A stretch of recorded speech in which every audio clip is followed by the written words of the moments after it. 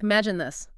A man, just 20 years old, slips away from his life, from society, and vanishes into the vast, dense woods of Maine. No goodbye, no note, no trace. Right. For 27 long years, he becomes little more than a whisper, a local legend, a ghost in the trees. Hmm. Then, almost 3 decades later, he reappears, apprehended in the very act that sustained his hidden life. Who was this phantom? How did he survive completely alone in one of the harshest environments the U.S. has to offer without anyone truly knowing he was there? That's the enduring enigma of Christopher Knight, the man who became famously, or perhaps infamously, known as the North Pond Hermit.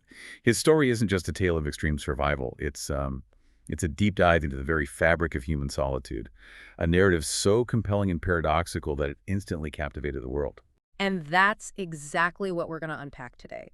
Our mission is to go far beyond the initial headlines and truly understand the intricate details of Knight's profoundly personal motivations for disappearing, his ingenious and at times almost unbelievable survival strategies, the decades-long frustrating hunt that finally led to his capture, and the profound, often uncomfortable questions his story continues to raise about human connection, the fluidity of identity, and what true independence really means in our increasingly interconnected world.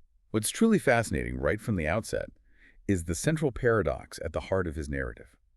Here was a man who deliberately sought ultimate independence and absolute uncompromising freedom from all societal demands and human interaction. Right, complete isolation. Exactly. Right. Yet his very existence, his remarkable survival for 27 years, was entirely predicated on a systematic, consistent pattern of theft from the very society he abandoned. Huh. It's a story that defies easy categorization, blurring the lines between self-reliance and a profound hidden dependence.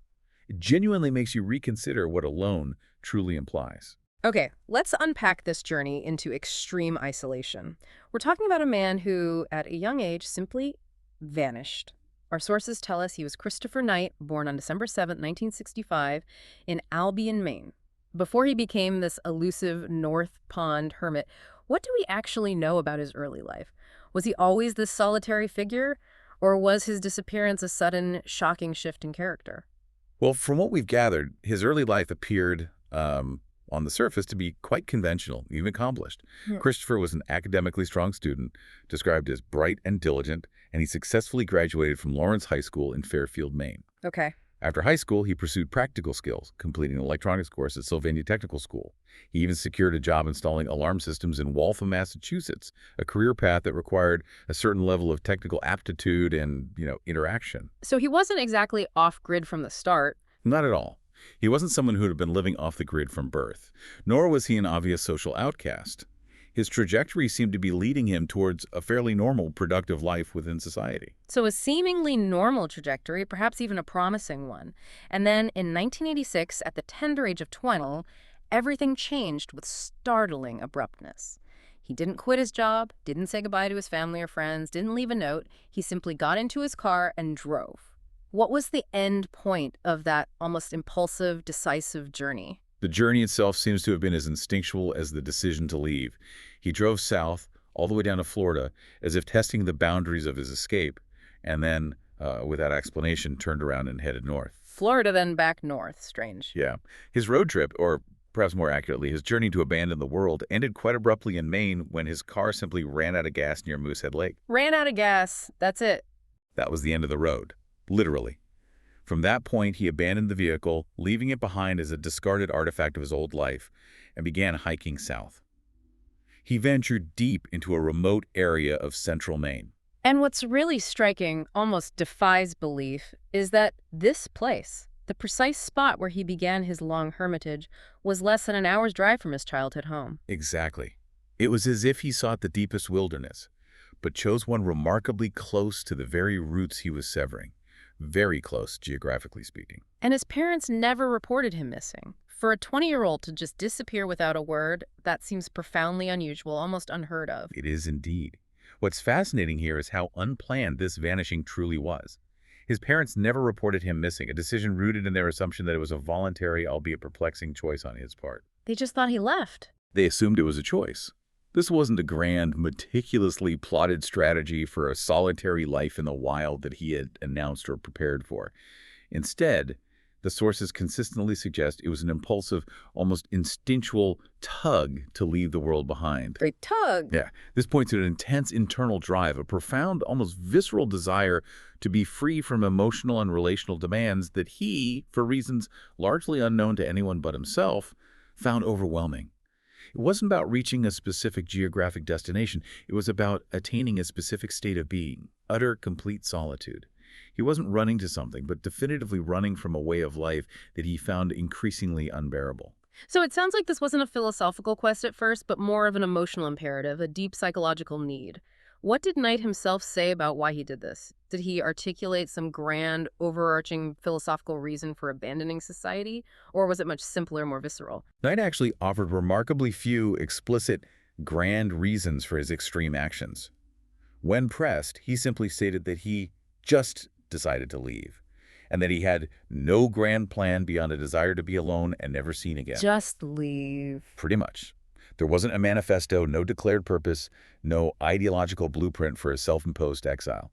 It was a profound, almost primal pull towards solitude that he seemed unable or unwilling to fully articulate, as if the very act of explaining it would somehow diminish his purity. And once he was deep within the woods, fully isolated, did he find what he was looking for? Was this profound solitude truly fulfilling, or did he experience regret or loneliness? He conveyed a profound sense of deep satisfaction and contentment in the woods. He consistently asserted that he felt more content to be by himself than he ever felt outside of society. More content alone? Yes, this comfort with solitude, interestingly, wasn't entirely new or born solely from his departure. As an adolescent, he had already shown clear tendencies to favor isolation, shunning large gatherings, avoiding social events like proms, and maintaining an aloof, introspective demeanor. Ah, so there were signs early on. It suggests a growing, perhaps long-standing discomfort with social interaction that simply culminated in his drastic permanent departure. It was as if he finally found the environmental conditions that matched his internal predisposition. Here's where it gets really interesting and profoundly psychological. He spent nearly 3 decades completely alone with no human interaction to speak of for the vast majority of that time. What did that do to his sense of self? He reportedly had a fascinating, almost unsettling reflection on identity in isolation. Indeed, one of Knight's most profound and frequently quoted reflections on his experience centered precisely on that concept of identity. He noted that solitude bestows an increase in something valuable in my perception. Okay, heightened perception. But, he continued, when I applied my increased perception to myself, I lost my identity. With no audience, no one to perform for, I was just there. Lost his identity. Wow, that's heavy. It is. This statement highlights a critical psychological consequence that challenges our conventional understanding of self. Human identity is often constructed in relation to others, through social roles we play, the interactions we have, and the external validation or reflection we receive. Right, like a mirror. Exactly. Its dissolution and isolation suggests a fundamental redefinition of the self, where the conventional understanding of identity reliant on an audience or a performance ceases to exist. For Knight, this wasn't necessarily a negative outcome. It was more a transformation, a shedding of the persona society had imposed. So less negative, more just different. Perhaps. While society imposes pressures and expectations, it also provides the myriad mirrors through which individuals recognize and define themselves. Without those mirrors, he described himself as simply present, stripped bare of all social constructs. It's a radical thought experiment lived out. That's truly profound. It makes you wonder how much of who we are is just a reflection of how others see us or how we perform for others. So if his experience was so unique, was this an illness? Was he autistic or suffering from some psychological disorder? What did the experts who studied him find about his unique disposition? Or did he defy easy categorization? Well, author Michael Finkel, who extensively documented Knight's story in The Stranger in the Woods, truly found no simple, convenient explanation for his behavior or disposition. No easy label. Right. Experts he consulted, including psychologists and psychiatrists, largely rejected common psychological labels that might immediately come to mind, such as autism, autism spectrum disorder, or schizoid personality disorder. They found that while he exhibited some traits, he didn't fit neatly into any of these diagnostic boxes. So what did they say? Instead, they described him as almost an outlier in every way, shape, and form, citing his remarkable ability to plan ahead, his disciplined execution, and his sheer capacity to survive independently for so long as almost unprecedented. He didn't fit a pattern. He was the pattern, a unique anomaly. An unprecedented outlier. And what about his own view of himself, especially in comparison to other well-known hermits or solitary figures often romanticized in popular culture? I hear he had famously strong opinions, particularly about Henry David Thoreau. Oh, he certainly did, and it speaks volumes about how he viewed his own experience. Knight expressed significant resentment at being compared to Henry David Thoreau, whom he rather dismissively labeled a dilettante. A dilettante! Ouch. Why? Knight was quick to point out what he saw as Thoreau's glaring inadequacies. That Thoreau lived for only 2 short years at Walden Pond, and perhaps most cuttingly, that Thoreau's mother did his laundry. His mother did his laundry. Okay, that's a bit different. Exactly. The implication was clear. Thoreau was merely a show-off. His experience not a true, rigorous, uncompromised hermitage in Knight's eyes. This strong, almost indignant reaction underscores Knight's perception of his own experience as far more authentic, far more demanding, and ultimately far more pure than what he considered Thoreau's fleeting experiment. He saw himself as the genuine article, living the unvarnished truth of extreme solitude. And yet this assertion of authentic, rigorous, uncompromised isolation immediately bumps up against the central paradox of his life that we mentioned earlier. He sought this profound independence, this pure hermitage, but his entire survival was entirely predicated on systematic, deliberate theft from the very society he abandoned.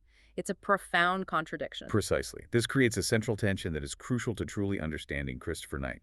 He sought ultimate independence from social obligation, a life utterly free from direct human interaction, a complete severing of ties. Freedom from people. But paradoxically, he achieved this extreme solitude through a profound systematic dependence on the very society he sought to escape.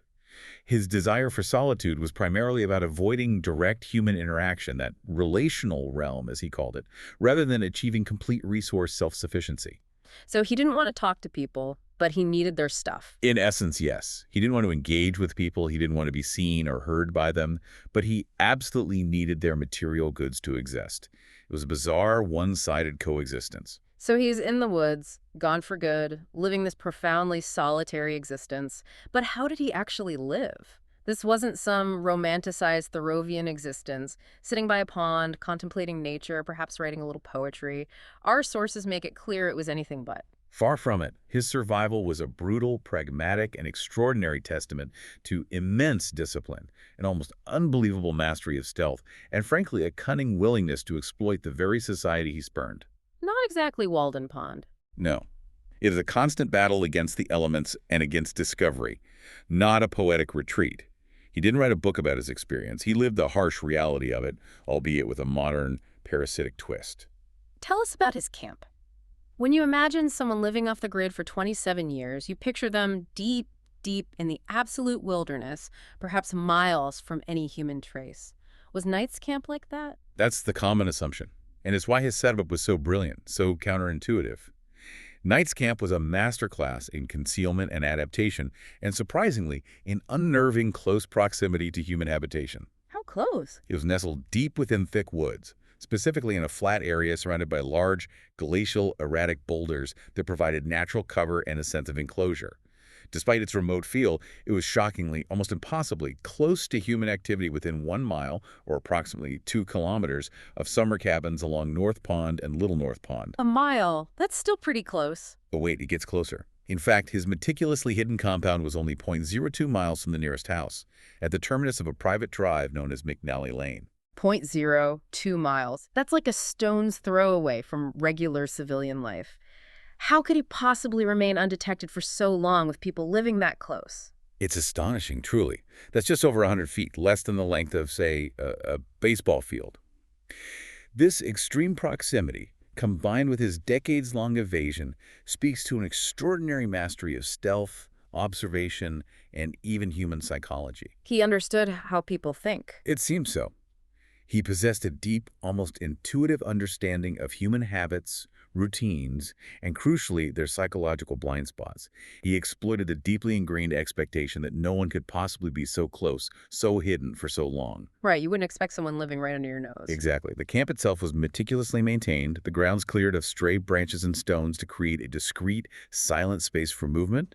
His shelter, which some described almost whimsically as a grown-up blanket fort, consisted of a tent covered by a tarp, cleverly insulated with stolen supplies. Insulated with stolen stuff? Like, Get this.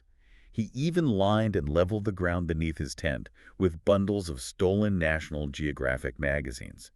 He valued their glossy, often waterproof pages for their ability to repel water and provide a surprising layer of insulation against the damp, cold earth. National Geographics for insulation. Resourceful, I guess. Very. And the camp was not only well hidden but also strategically located far from any known trails or paths, making accidental discovery highly improbable. 27 brutally cold Maine winters without a visible fire for warmth. That sounds not just uncomfortable, but almost impossible. Maine winters are famously harsh, with temperatures well below freezing for months. How do you endure that, day after day, year after year? It required an immense, almost superhuman level of discipline and ingenuity, pushing the very limits of human endurance. He famously avoided building wood fires, which would have emitted telltale smoke that could easily betray his location. Right, smoke is a dead giveaway. Absolutely. Instead, his primary means of heating anything, whether food or water, was entirely dependent on a propane camp stove. And yes, those propane tanks were, of course, stolen from cabins he burgled. Stolen propane, okay. Surviving the extreme cold, however, was a constant, grueling effort. He developed a rigorous personal strategy. He would awaken in the early hours, often around 2 a.m. when temperatures were at their lowest, to pace his camp, perform calisthenics, or engage in mundane tasks. Pacing at 2 a.m. to stay warm. Yes, this conscious effort kept his blood flowing, generating just enough internal warmth to stave off hypothermia. Despite these relentless efforts, he candidly admitted that his feet were perpetually cold, numb with cold by morning. It was a constant negotiation with the elements, a daily battle won through sheer willpower and careful calculation. And his personal appearance. When you think of a hermit living in the wild for decades, you conjure images of someone wild-haired, heavily bearded, unkempt. Did Knight fit that image, or was his appearance part of his strategy? His personal hygiene was, in fact, a calculated and crucial survival tactic.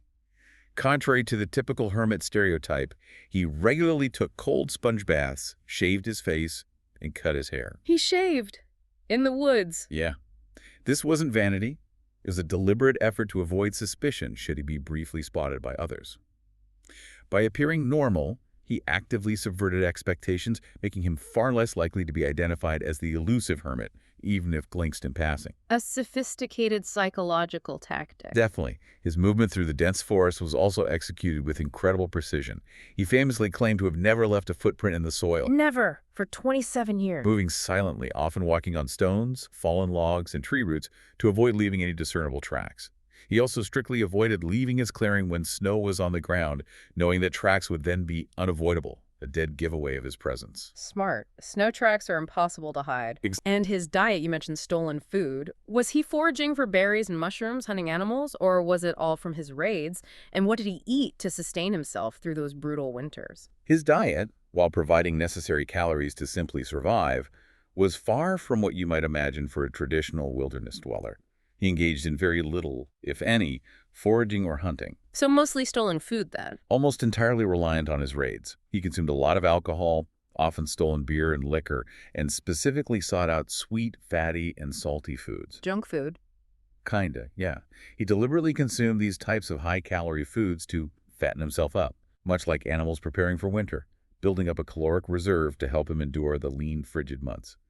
He raided pantries and cupboards for items like coffee, tortellini, marshmallows, chips, hamburger, cheese, sausage, and bacon. Quite the shopping list. And he had a particular fondness for sweets, often targeting candy, which provided quick energy and perhaps some comfort. He would store these provisions carefully, often in subterranean caches, to protect them from animals and the elements. And psychologically, how did he maintain his sanity, his mental well-being, during such profound, prolonged isolation? What did he do to avert the suffocating effects of loneliness? To maintain his mental well-being and avert the crushing effects of loneliness, he adhered to a strict, almost ritualistic regime of small, mundane tasks. These weren't grand projects, but everyday chores: organizing his camp, maintaining his gear, reading extensively. Reading was important then. Very. He stole books voraciously, treating them as windows to the outside world and companions in his solitude.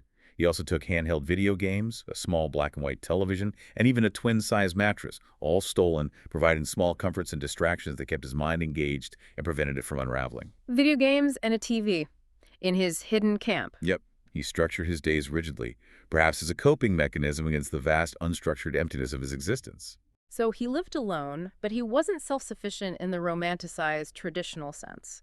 His survival was entirely dependent on systematic theft. This is the profound paradox, the core tension we've been discussing. It sounds less like a hermit and more like an extremely disciplined burglar. Exactly. This is the profound, almost cynical irony of his existence. He entered the woods with almost no possessions, a deliberate act of stripping away.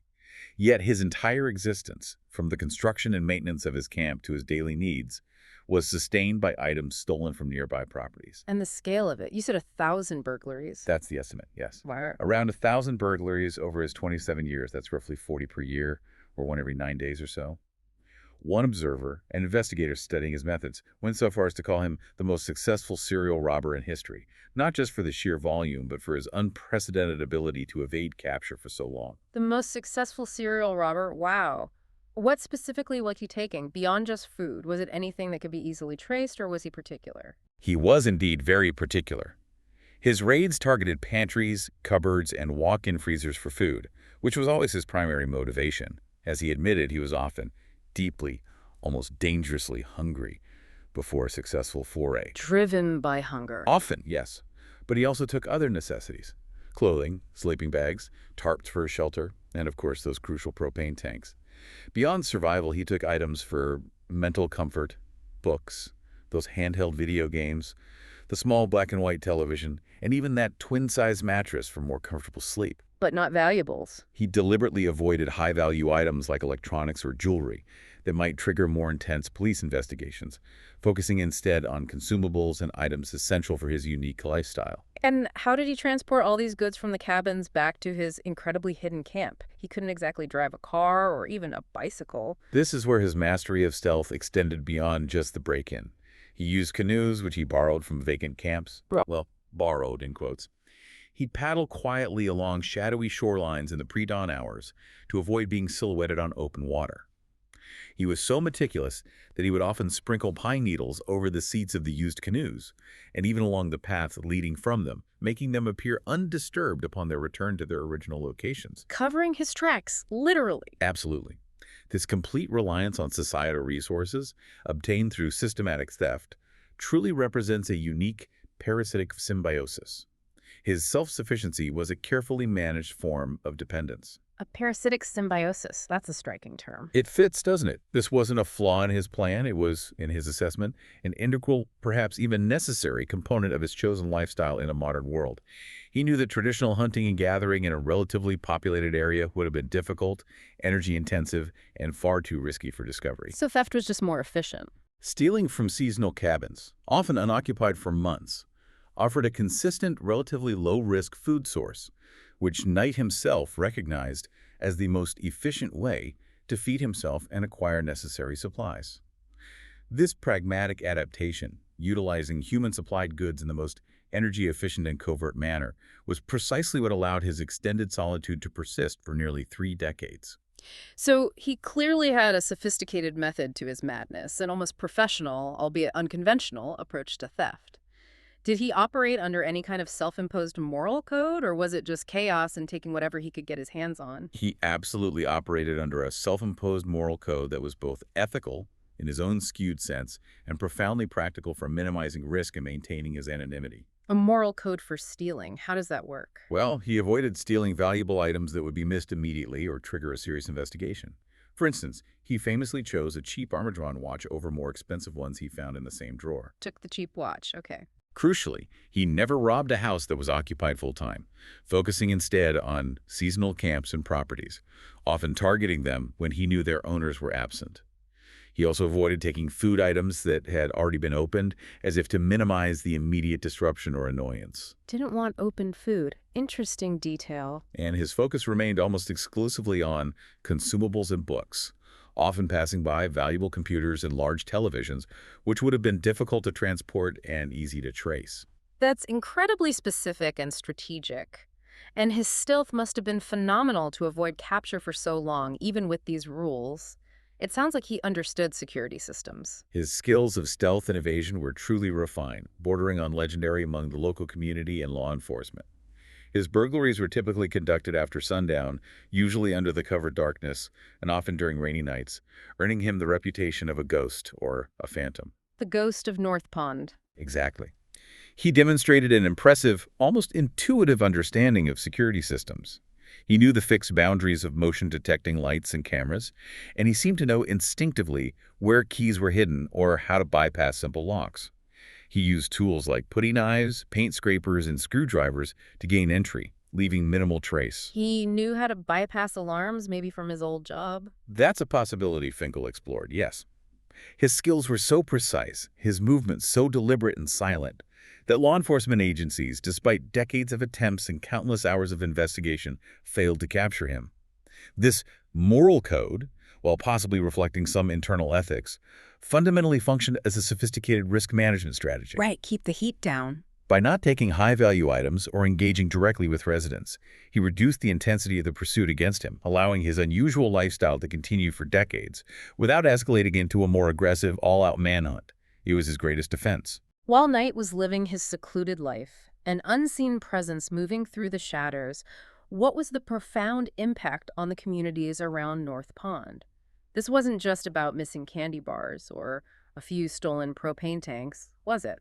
For nearly 3 decades, his unseen presence must have created a unique kind of dread and unease. You're absolutely right. For 27 years, Christopher Knight's presence, though unseen and often unspoken, cast a long, oppressive shadow over the residents of North Pond and Little North Pond.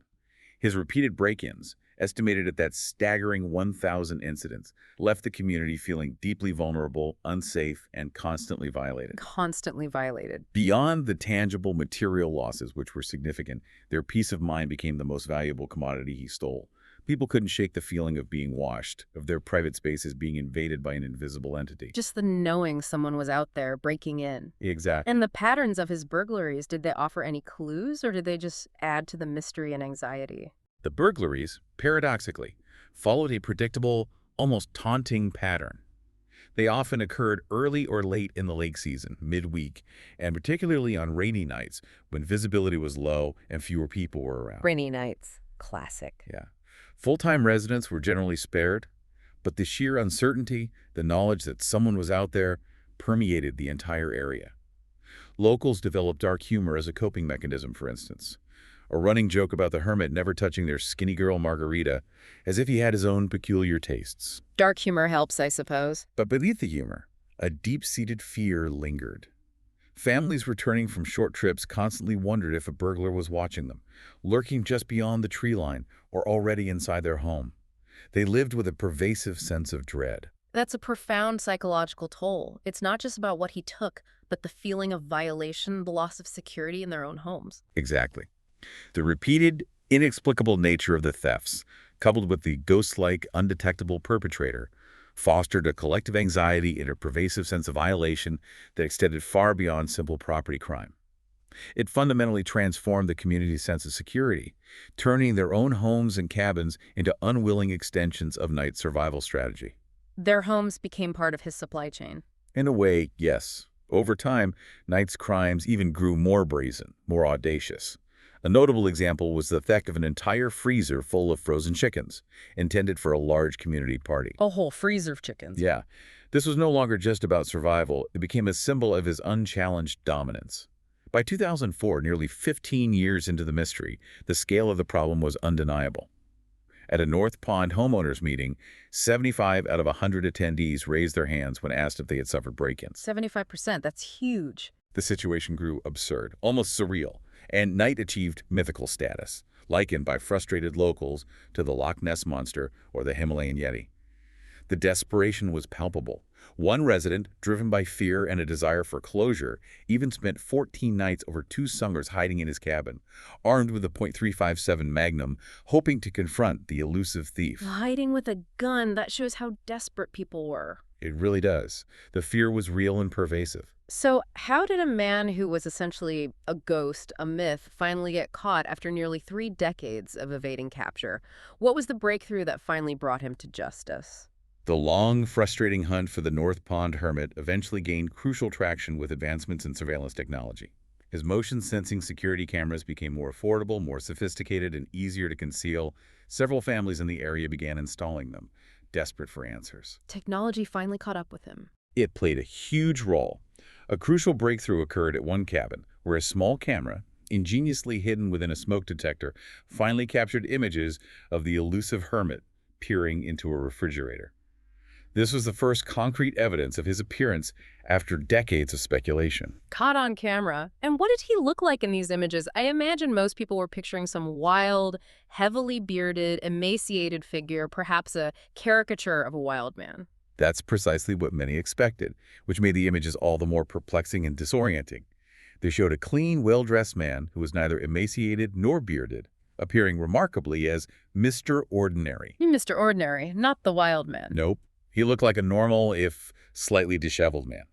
This normal appearance was, in fact, a deliberate and sophisticated part of Knight's survival strategy. Ah, the shaving and hair cutting we talked about.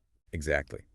By meticulously maintaining his appearance, he actively subverted common expectations of what a hermit should look like, making him far less likely to be identified as the elusive thief, even if briefly glimpsed or caught on film.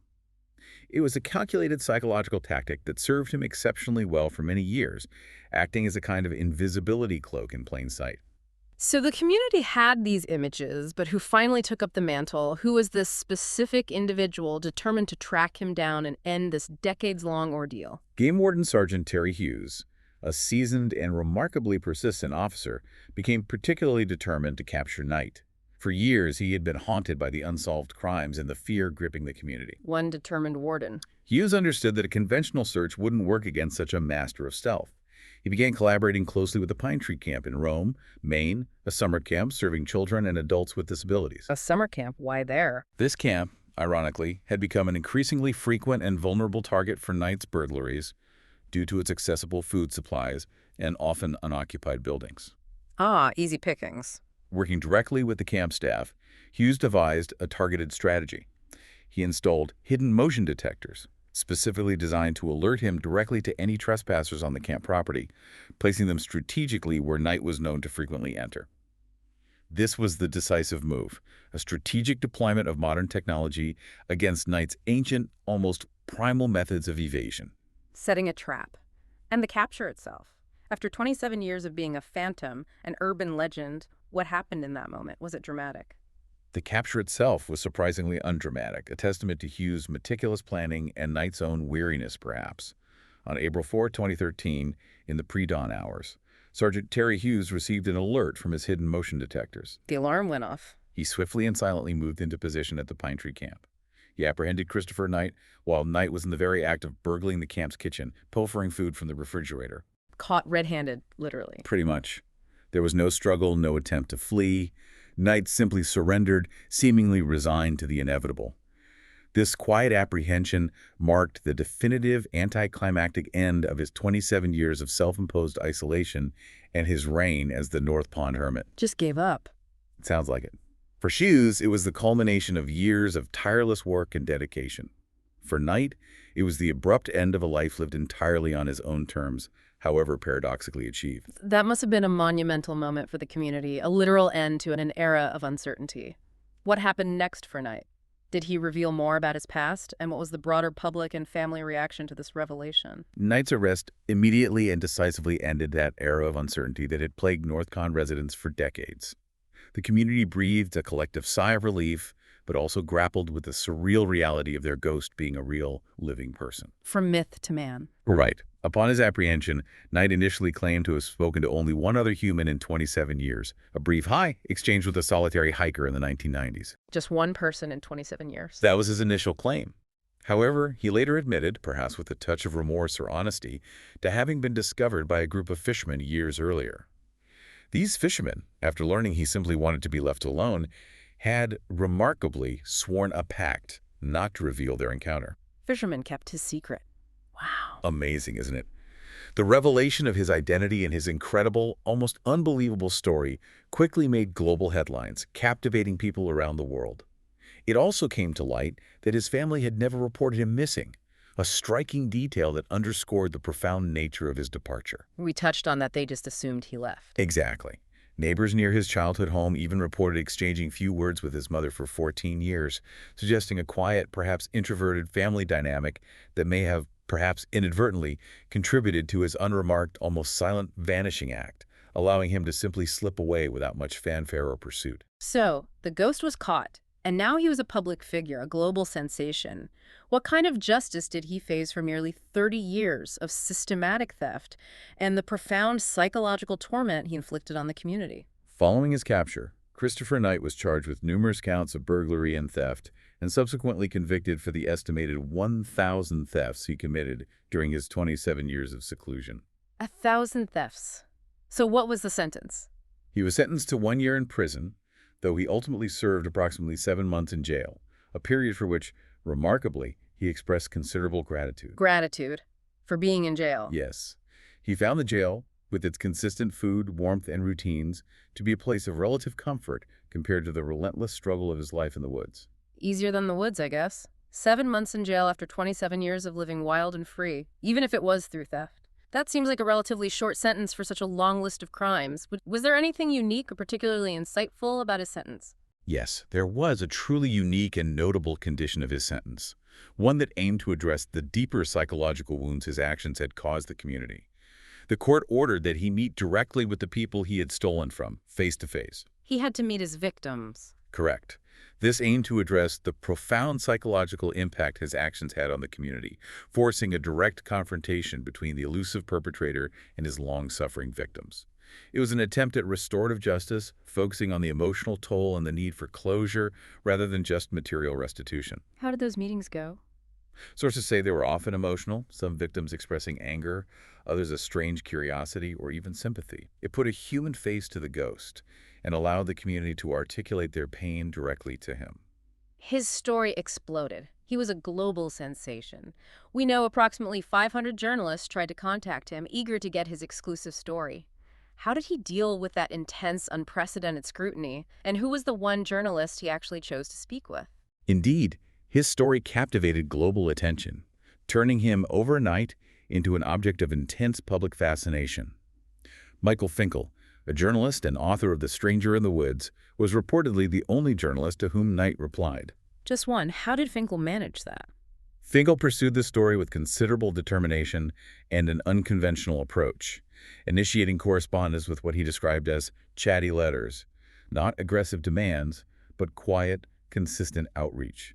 Knight, always cautious and profoundly private, eventually, and with significant restraint, responded to Finkel. So he opened up to Finkel. What were those interactions like? Were they easy conversations, or was there still a wall he maintained? Their interactions spanned 9-hour-long visits over 2 months, primarily while Knight was in jail.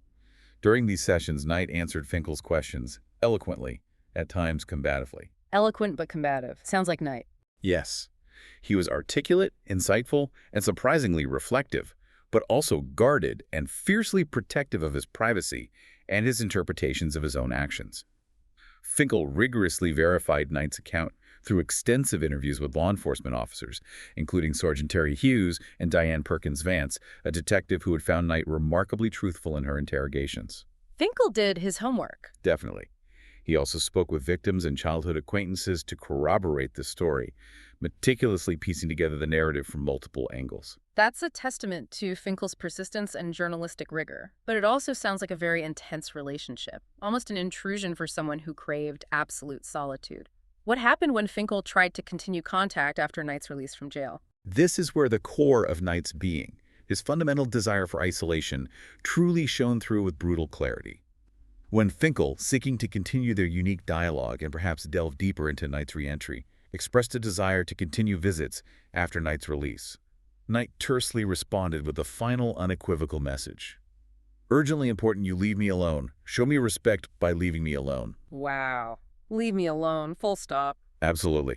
This blunt request powerfully demonstrated that his desire for solitude was not a temporary phase, a reaction to specific circumstances or a consequence of his capture. It was a fundamental, deeply ingrained aspect of his very being, an unshakable preference. So his hermit nature was still very much intact. It seemed so.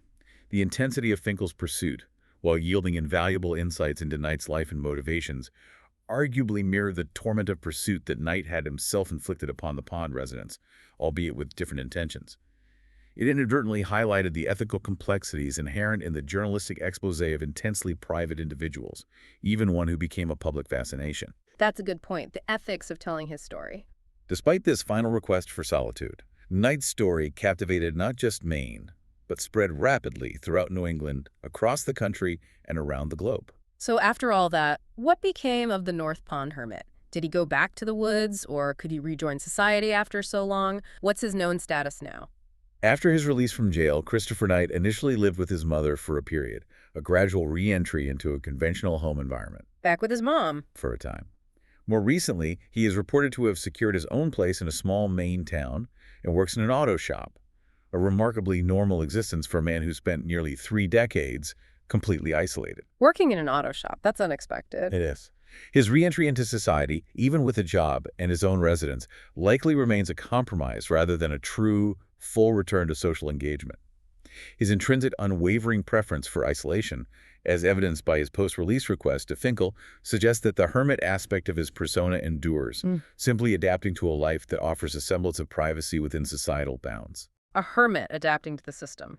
Perhaps. Years after his capture, Knight's story continues to be a topic of discussion, revisited in new books, podcasts, and media, underscoring its lasting impact and the public's enduring fascination with his unique journey. So what does this entire saga, the vanishing, the hidden life, the capture, and the aftermath, tell us about ourselves, about society, about what it means to be human?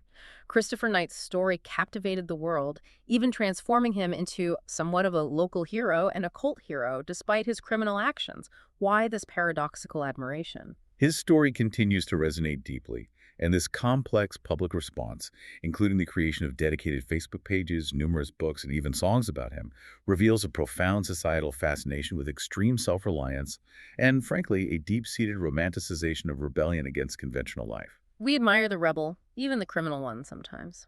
It seems so. His sheer ability to survive the brutal Maine winters outdoors for so long, undetected, astonished, and even disbelieved many, leading him to be known more for his survivalist status than for his crimes. Knight's narrative taps into universal themes of independence, self-sufficiency, and the desire to escape from the relentless pressures of modern, hyper-connected existence. The fantasy of just walking away from it all? Exactly. It challenges conventional notions of what living truly means and what success might look like. This collective yearning for a simpler existence, or a fascination with the extraordinary and the defiant, is clearly projected onto Knight, highlighting a deep inherent tension between individual freedom and communal responsibility that many of us grapple with in our own lives. He became a symbol of a radical freedom many might dream of, but few would dare to live. But while some might romanticize him, what about the people whose lives he directly impacted, the residents of North Pond? The cost of his freedom was clearly high for them. Absolutely. While the broader public might romanticize Knight's story or even admire his survival skills, the lasting psychological impact on the North Pond residents cannot be overstated. They endured decades of fear, vulnerability, and a profound sense of violation, with their peace of mind effectively stolen. Their peace of mind stolen. This highlights the significant externalized costs of Knight's chosen freedom. The burden of his chosen path was offloaded onto his unwilling neighbors, disrupting their sense of security and trust. His story also fuels ongoing discussions about the very nature of hermitage and independence itself. Right, like was he a hero or just a thief? Exactly. Was Knight a true survivalist who simply adapted to his surroundings, or was he just a wilderness hobo, fundamentally dependent on others? Did he suffer from a pathological disorder that compelled his actions, or did he sanely and deliberately choose this life, understanding its implications? These questions underscore the immense complexity of his character and the inherent difficulty in categorizing such an outlier who defies easy labels. So, the core paradox we've been discussing throughout this deep dive, his extreme solitude, enabled by an extreme reliance on society. What does that ultimately tell us about the very possibility of true independence in the modern world? It prompts a vital reevaluation of what true independence means in a modern context. Unlike classic hermits who might live entirely off the land, cultivating their own food and building their own shelter from raw materials, or those who rely on charity, Knight's reliance on systematic theft introduces a distinctly modern parasitic dimension to the concept of extreme solitude. A modern parasitic hermit. It suggests that absolute, unadulterated self-reliance is nearly impossible in a developed landscape, one where human settlements and resources are omnipresent. It implies that even hermitage, in its most extreme and prolonged forms, adapts and finds ways to subsist on the fringes, drawing from rather than completely detaching from society. You can't truly escape it all. It's a stark reminder that even when you try to completely disengage, to vanish entirely, you're often still, in some fundamental, undeniable way, connected. Your existence, whether you acknowledge it or not, may still be intertwined with the world you sought to abandon. So what's the big takeaway for us from this unique life lived almost entirely in the shadows? What does Christopher Knight's story ultimately reveal about human nature and the concept of identity when stripped of all social mirrors? Knight's journey offers a truly unique and unsettling lens through which to examine human nature and the concept of identity and isolation. His assertion that solitude bestows an increase in something valuable by perception suggests a profound shift in consciousness, a heightened awareness of the world around him when removed from societal noise and constructs. Sharpened senses. Yet this sharpened perception, this unique gift of isolation, came at the explicit cost of his conventional identity, as he found that when I applied my increased perception to myself, I lost my identity. With no audience, no one to perform for, I was just there. That quote is just haunting. I was just there. It is. This experience fundamentally challenges our understanding of how the self is formed and maintained, suggesting that a significant and perhaps indispensable part of human identity is indeed constructed through interaction, through external validation, and through the roles we play for others. And his story is so deeply tied to Maine itself, isn't it? The rugged landscape, the brutal winters, the tradition of self-reliance, the place became part of the myth. Absolutely. The brutality of Maine's winters is explicitly cited as a source of awe for many, and his narrative resonated profoundly with the state's own identity, perhaps due to its rugged landscape, its independent spirit, and a long-standing tradition of self-reliance. Maine's own hermit hero, in a way. For some, yes. This regional identification contributed significantly to his local hero status for some, demonstrating how a unique, captivating story can become deeply interwoven into a place's cultural fabric and folklore. The enduring enigma of Christopher Knight, then, lies not just in how he survived, but in his radical, almost absolute pursuit of an existence free from the relational realm. Free from relationships. His life, a harsh and intensely disciplined one, marked by constant vigilance and immense physiological stress from perpetual adrenaline surges, demonstrates that even desired freedom comes with unseen costs, both to the individual who seeks it and to those whose lives are inadvertently and unwillingly touched by its pursuit. Costs for him, costs for the community. Precisely. He remains a profound, unsettling symbol of the complex, often contradictory relationship between the individual and society, forcing a contemplation of the true boundaries of human connection and the elusive, perhaps impossible, quest for ultimate, untainted autonomy. We've navigated the dense, silent woods of Christopher Knight's story, from his abrupt, unexplained disappearance to his paradoxical survival, and the profound, far-reaching impact he had, even from the deepest shadows. His unique, unsettling story fundamentally challenges our notions of independence, the very nature of identity, and what connection truly means in our modern, hyper-connected world. It's a compelling narrative of a man who tried to escape it all and almost succeeded on his own terms, albeit complicated terms.